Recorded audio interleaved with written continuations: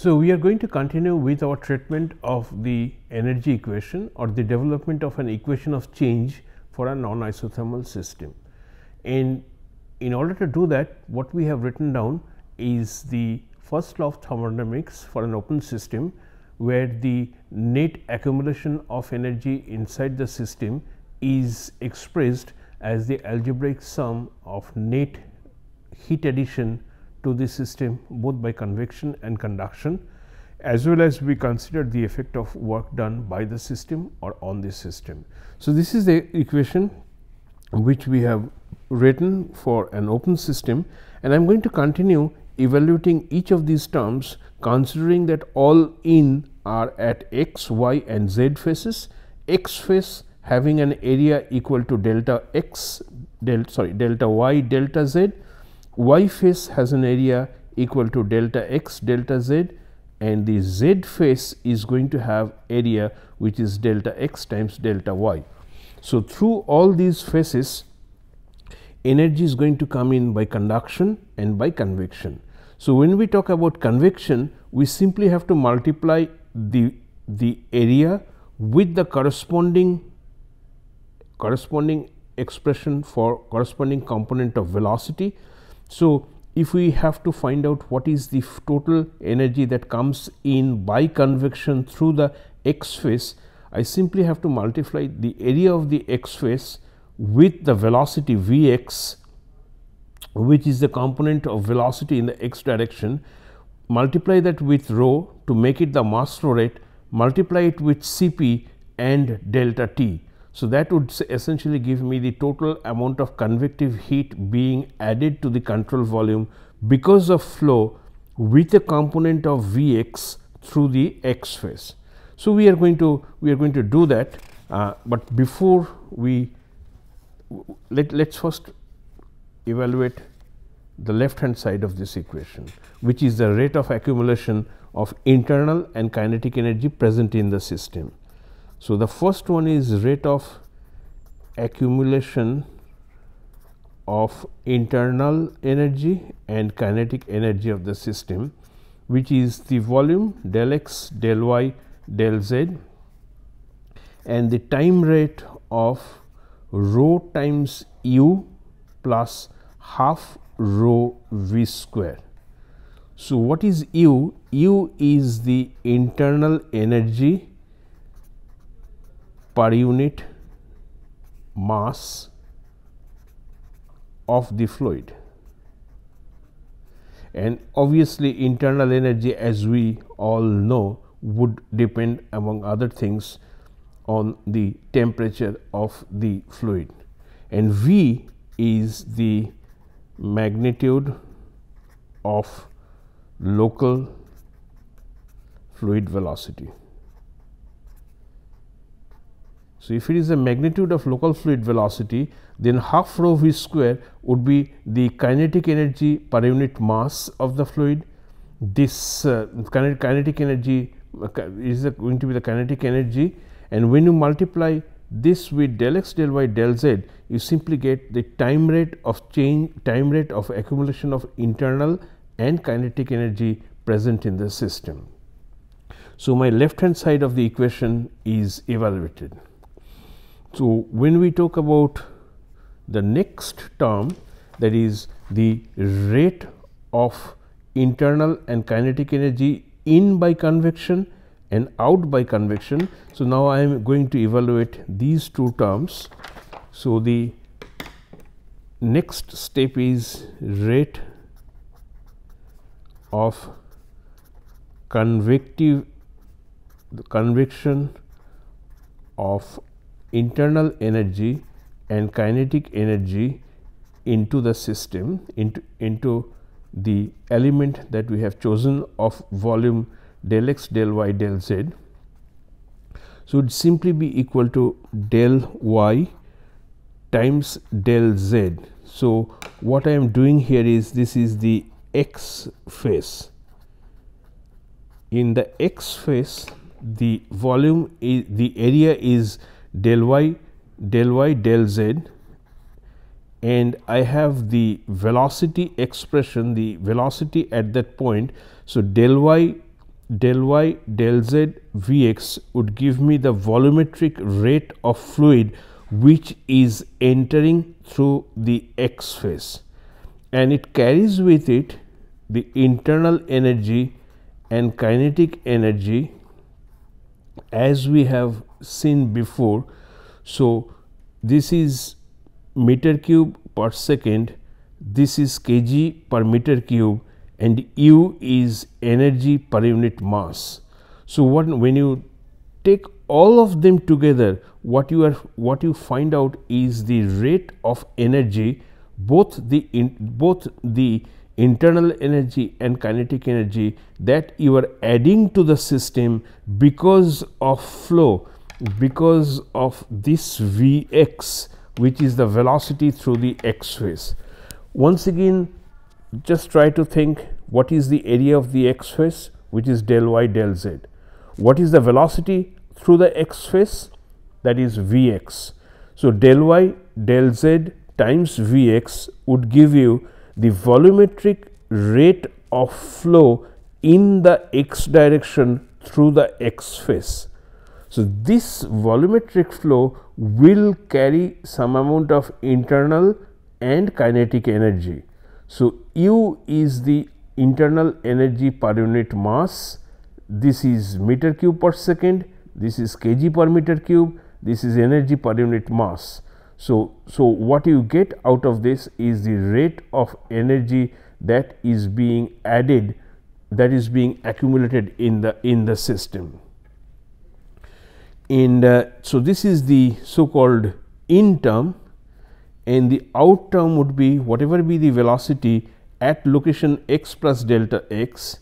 This is the out term, and then I simply also have rho u plus half rho u half rho v square, where everything is evaluated at x plus delta x. So, this is the net addition of heat due to convection through the x phase. So, if this is the net addition of heat through the x phase, I can simply will be able to write what is the net addition. This is my y phase, and since we are talking about the y phase, the volume, the velocity component of velocity would be simply Vy, and this part will remain unchanged at y minus the same thing evaluated at y plus delta y. So, this would be the addition of heat by convection through the y phase, and I can write for the z phase as well, where the z phase, this velocity would simply be Vz, this part will remain same and it would be Vz, this part will remain same except it is evaluated at z plus delta z. So, these terms together would be the rate of convection of internal and kinetic energy into the volume element. When you talk about conduction, net rate of energy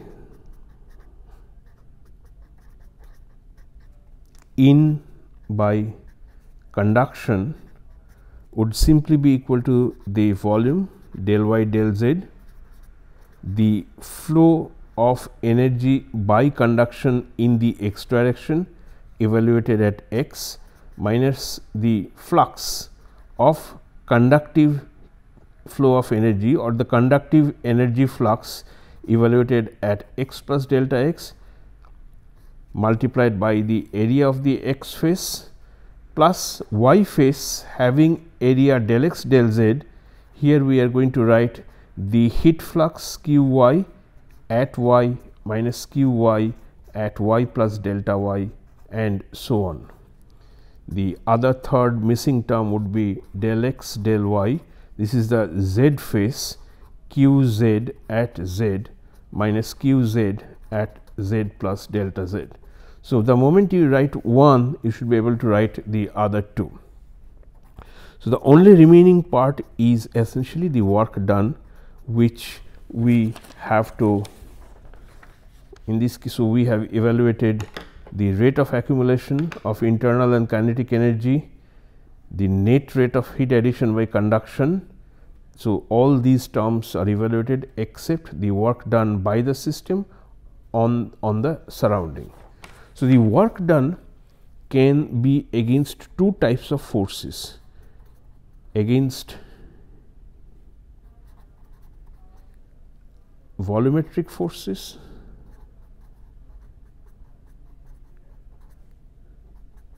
which we are also known as body forces, the example of which could be gravity, and against surface forces. And the surface forces are obviously going to be two types of surface forces that we will consider. One is pressure, which is a surface force, and the other types of surface force, as we have seen before, is a viscous force. So, to the work done by or on the system is therefore the against body forces and against surface forces. The surface forces are of two types, which is which could be pressure and the viscous forces. Now, we are talking about rate of work done, and what is work done, which is force times distance, and the rate of work done, that is time rate of work done, would be force into distance by time. So, essentially it is force into velocity. So, the rate of work done which we have to incorporate into that equation can be expressed as force times velocity in the direction of the force. That is important, in the direction of the force. So, what I write then is that rate of work done, I identify that rate of work done is equal to force times velocity in the direction of force.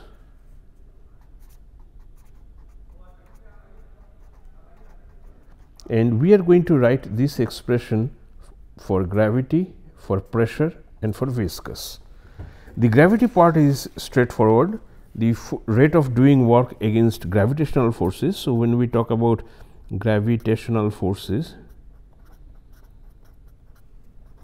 the rate of work done would simply be equals minus rho times del x del y del z times Vx Gx plus Vy Gy plus Vz Gz. So, this is essentially force times the velocity, and the minus sign is used because the work is done against gravity, where V and G are opposed. So, the component of the force is multiplied, component of the force, because rho times del x del y del z is simply the mass. So, mass times Gx is the force in the x direction. So, force in the x direction is multiplied by the velocity in the x direction. Force in the y direction is multiplied by the velocity in the y direction. So, therefore, their product gives us the gravitational force, the work done against the gravitational force, or rather the rate of work done against gravitational force, which is given by this. When we again find out what is the rate of work done against static pressure, and the static pressure, I have to write what is the area on which I am going to evaluate the effect of this force due to static pressure, multiplied by rho Vx at x plus del x minus rho Vx at x. This is the net force due to static pressure multiplied by the component of velocity, sorry, this is P, pressure.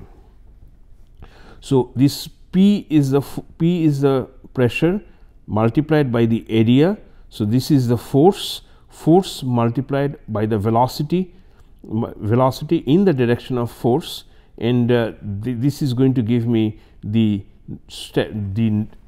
rate of work done against static pressure. So, this is for the x component, and I can similarly write for the y component, which is P V y at y minus P V y at y, and the third one is for the z face, P V z at z plus delta z minus P V z at z. So, these 6 terms together would give me the rate of work done against static pressure. What is going to be against viscous forces?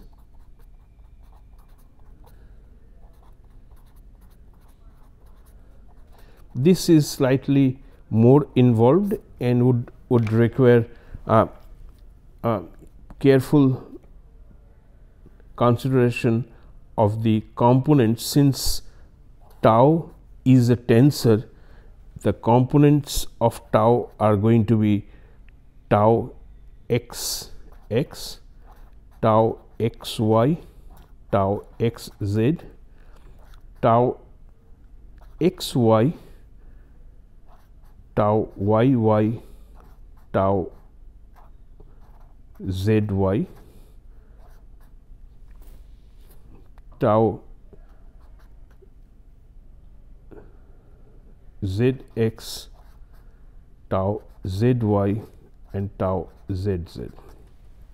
So, if you these are the 9 components, tau x x, x y, x z, sorry, this should be y x, y y, y z, z x, z y. I'll write it once again. The 9 components are tau x x, tau x y, tau x z. The y on the y face, what we are having is tau y x, tau y y, tau y z, tau z x, tau z y, and tau z z. These are the 9 components of the shear stress tensor. As I know that force, the work done against viscous forces would simply be force multiplied by velocity in the direction of the force. Now, when you see in this case, this is x component of momentum being transported in the x direction. So, this is nothing but the normal stress. This is y component of the momentum getting transported in the x direction, and z component of momentum being transported in the x direction. So, when the direction of momentum is the second subscript. This is the direction of momentum in these cases. So, these are also the directions of momentums. So, if we need to find out what is the work done against viscous forces, since all of them are acting on the x face, these 3 are to be the area on which they are acting is del y, del z. So, the area on which these forces, these shear stresses are acting is del y, del z. The area on which these shear stresses are acting is the y face. So, it is del x, del z. The area on which these 3 components of the shear stress tensor is acting would be del x, del y. I think it is clear, but I would still go through it once again. This is x momentum being carried in the x direction, y momentum in x direction, z momentum in x direction. So, all of them are acting on the x face, the x face having an area equal to delta y delta z. But similarly, all of them are acting on the y face, which have area with areas as del x del z. All these three components act on the z direction and z face. So, the z face having area del x del y. Now, since we are talking about x component of momentum in this, the velocity would simply be equal to, in this specific case, would be Vx, which is the component of velocity in the direction of momentum change, in the direction of force. Similarly, for this case, the corresponding velocity component would be Vy, and for this the corresponding velocity component would be Vz, because we are talking about z momentum. So, the force is in the z direction. Therefore, in order to obtain the force due to shear, due to the component of shear, I need to multiply that with the velocity in order to obtain the work done, the rate of work done against viscous forces. So, first identify the three components of shear which are acting on the x face. Then we realize that the momentum, the force in the x and in the y and in the z direction. Since the forces are in the x, y and z direction, I must multiply that with the component of velocity in the x direction, component of velocity in the y direction and component of velocity in the z direction. When we come to this part, here again the deciding factor is x, that is the x component. So, I multiply it with Vx, I multiply this with Vy and I multiply this with Vz. So, these are the forces in three different directions due to the components of shear acting on the y face, and therefore, this is straightforward now. This is Vx, Vy and Vz. So, this is essentially giving me the total amount of force due to shear acting on all the three faces, all the faces of the assumed control volume. So, the rate, when we talk about the net rate, it would simply be delta y delta z tau xx Vx plus tau xy Vy plus tau xz Vz. This is one part evaluated at x plus delta x minus tau xx Vx plus all these terms evaluated at x. And similarly, I have two more terms for y and two more terms for the z direction. So, essentially the one which I have explained before. When you put, so now I have all the terms required to write the energy equation. I know the left hand side, what is the net rate of accumulation of internal and kinetic energy inside the system. The net rate by which energy is added, both internal and kinetic energy is added by conduction and by convection. And I also find out what is the net rate of work done by the system or on the system. The work is done against body forces, which is gravity, the expression for which we have written. It is also against pressure and against shear. Okay. So, these are the 6 different components of the entire first law of thermodynamics written for an open system. This derivation is given in detail in your textbook of Bird, Stewart and Lightfoot transport phenomena textbook. So, you can see the different each and every step in there, but I am not going to write all those steps. I have just given you the fundamental concepts, and with the fundamental concepts, after simplification, you can write the energy equation in a more compact vector tensor notation. So, based on the concepts, I directly jump to the final result, and the in between steps no new concepts are involved. It is just an algebraic simplification of the complex expression that we have obtained, and subtraction of the mechanical energy equation from the total equation to obtain the more commonly used energy equation. So, once again I reiterate that I am not doing all these steps which are there in your textbook, but no new fundamental concepts are involved from the point where I identified all these terms to the point where the final equation is written. So, I am going to write the final energy equation for an open system.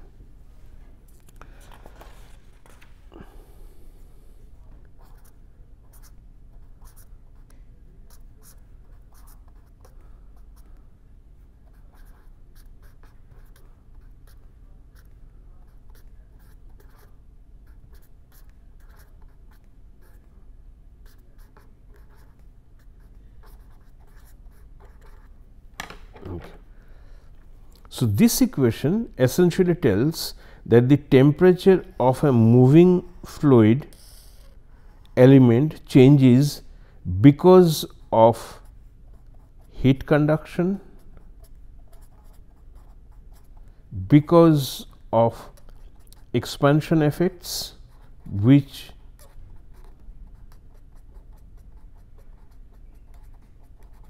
and because of viscous dissipation.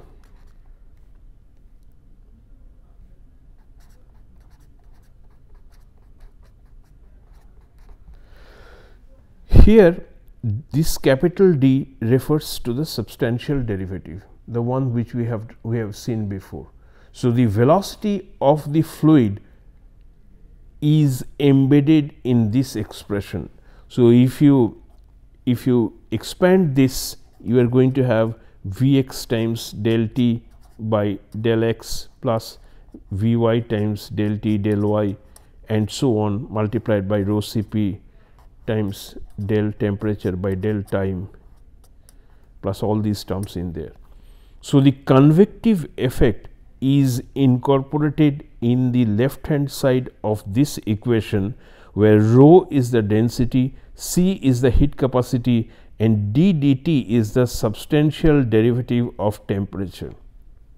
So, this is going to be this change is an effect of heat conduction, net heat conduction to the system, and you have identified this from your heat transfer study. So, this is nothing but when you add Fourier's law, when you incorporate Fourier's law. So, this for a Cartesian coordinate would simply be k times del to t by del x square plus del to t by del y square and del to t by del z square. This is the expansion effect, and this is important, which is known as the viscous dissipation. The expression for phi v can be found in your textbook for cylindrical systems, Cartesian coordinate systems, and for spherical systems. This is generally not important. I have discussed when viscous dissipation is important only when you have high speed flow through a narrow conduit of a viscous material. The effect of heat generation by liquid friction or viscous dissipation is important. So, only for those cases in which you have flow, high speed flow, maybe through a narrow conduit and of a material which is highly viscous, this phi v, the dissipation function, needs to be included in the energy equation. So, for all practical purposes, you do not need to consider the last term on the right hand side, that is the viscous dissipation term. And if there is a heat generation term, it simply can be added to the right hand side of the energy equation that I have written.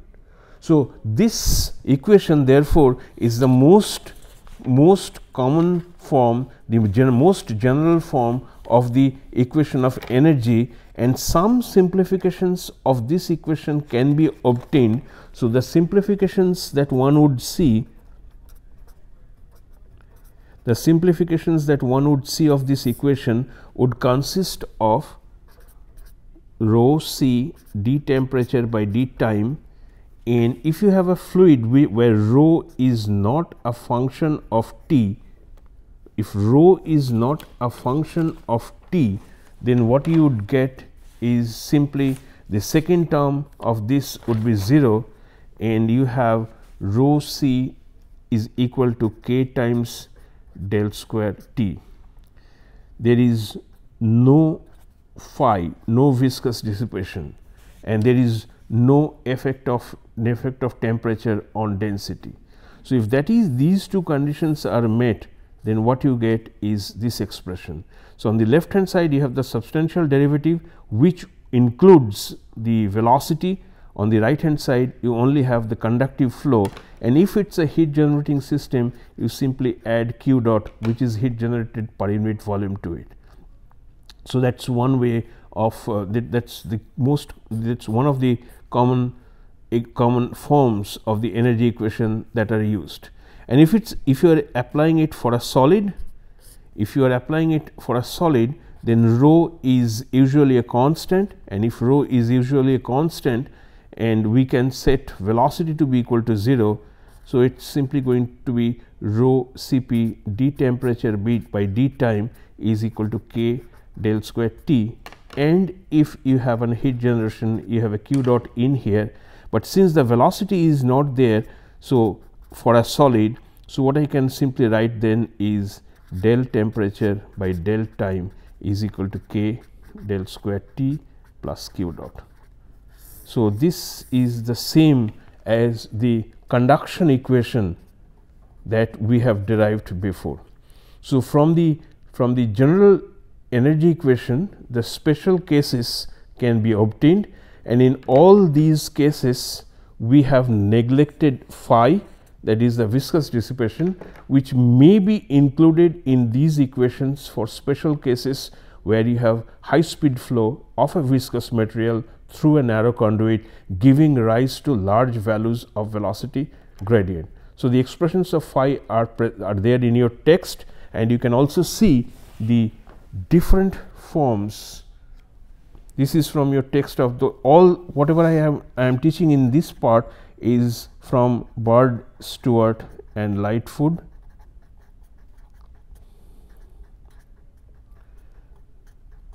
And the energy equation in its full form for rectangular coordinates, cylindrical coordinates or spherical coordinates are given in the textbook, where you would see any term that contains mu, the term over here, the term over here, and the term at this point, this entire part is due to viscous dissipation. So, if for a system viscous dissipation is unimportant, you can simply drop this part of the energy equation.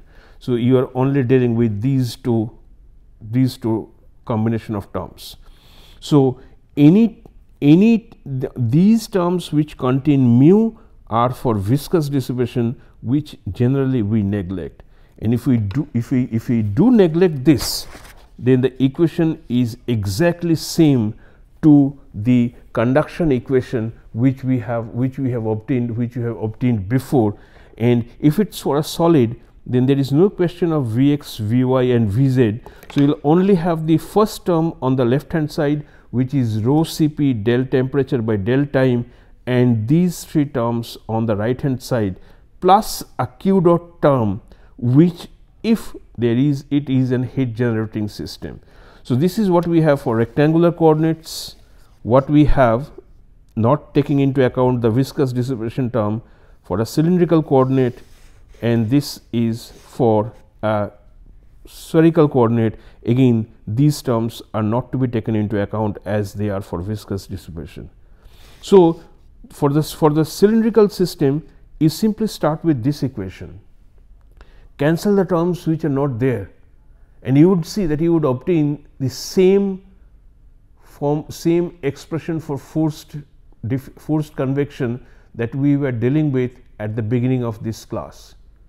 But I will pick that up in the next class and will show you that starting with this equation, the cylindrical coordinate energy equation, how quickly and how easily we can get to the governing equation for forced convection in our tube.